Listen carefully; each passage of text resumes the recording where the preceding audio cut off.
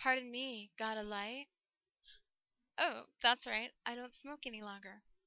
And I'm about to show you why you and others should stop too.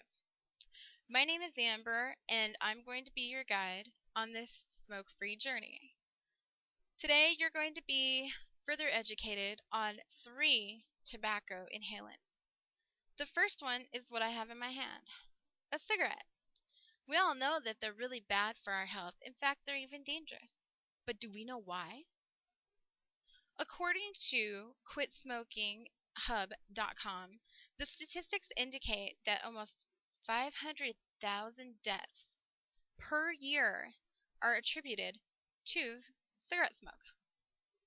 Furthermore, smoking also contributes to a myriad of diseases, including coronary heart disease, stroke, chronic obstructive pulmonary disease, peripheral vascular disease, peptic ulcer disease, and many forms of cancer, as indicated on this chart in front of you. Oops, there we go. As stated in the statistics above, the damage done to those around you and yourself by inhaling any type of smoke, it seriously affects the entire body, not just the lungs, like we all think. Everyone is at risk of the hazards of inhaling any type of smoke and its devastating long-term consequences. Statistics also show there are 2 major effects smoking has on children.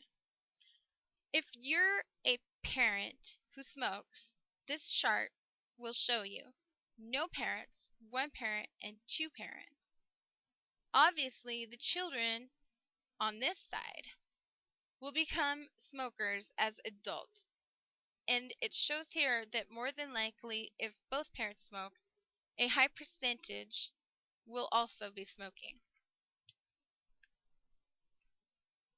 Also, secondhand smoke is believed to be cause of plethora of diseases. According to the Oral Cancer Foundation, tobacco smoke is known to contain 4,000 hazardous chemical compounds, including 200 carcinogens, as shown on this chart. This chart shows all the different carcinogens that are inside of a cigarette.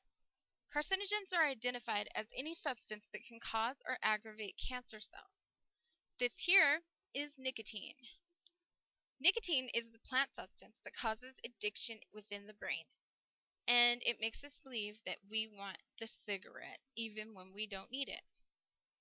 According to the National Cancer Institute, a single cigar can potentially provide as much nicotine as an entire pack of cigarettes. Cigars consist of one kind of tobacco that is air-cured, fermented, and then wrapped in its own leaves.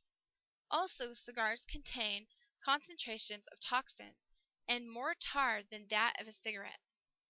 According to both the National Institute of Health and the White House drug policy, marijuana possesses pros and cons when used.